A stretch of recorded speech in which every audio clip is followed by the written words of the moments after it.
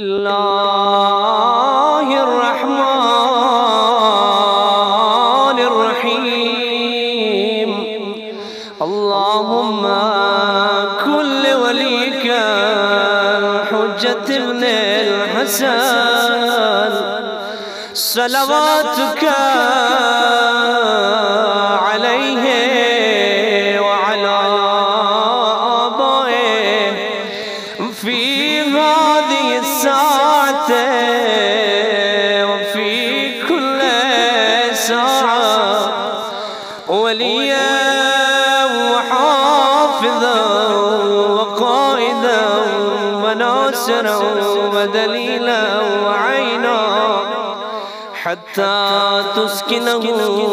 أرضك طوعا